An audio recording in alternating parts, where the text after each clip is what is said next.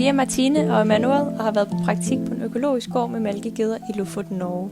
Vi valgte at studere på Kalø Landbrugsskole for at lære mere om landbrug og fødevareproduktion, men også for at komme tættere på vores danske rødder.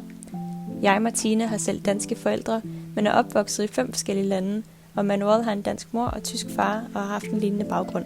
Vi er begge dybt fascineret af at lære, hvor vores mad kommer fra og hvordan den bliver dyrket, så at arbejde på Lofoten Gårdsysteri var en fantastisk oplevelse for os.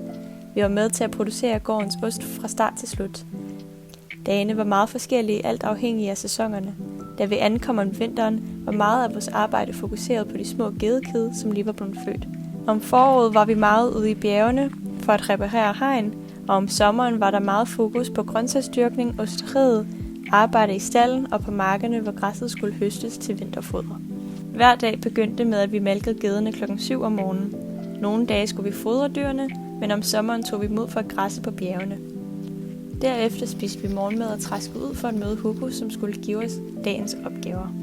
Det kunne være alt fra at pakke ost til caféen, rengøring af stalden, lave nyt indhegning til de små geder og mange andre opgaver.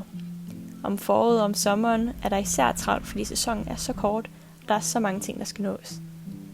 Så man endte hurtigt med at gå sine 10.000 skridt om dagen, og det betød selvfølgelig også, at der skulle mange ostehapser ind imellem arbejdet for at holde energien oppe. Men det var det værd, vi lærte så meget. Alt det, vi lærte i klasselokalet på Kalø, kom til leve på gården og i markerne. Det var nyt at leve sammen med de dyr, man har drukket mælk og spist ost fra. Det, der var mest overraskende, var energien og tiden, som alle opgaverne tog, og at de skulle gøres hver dag for at holde gang i gården. Så vi lærte meget om vores styrke og udholdenhed, samtidig med, at vi fik meget forståelse og taknemmelighed for landbruget og de folk involveret. Noget af det, som skilte landbrug i Lofoten fra Danmark, er, at bjergene er så stejle, at de ikke kan bruges til andet end græsning.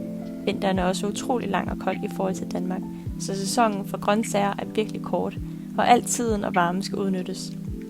Så det var meget spændende at se, hvordan man skal bruge sit miljø, alt afhængig af, hvad den tilbyder.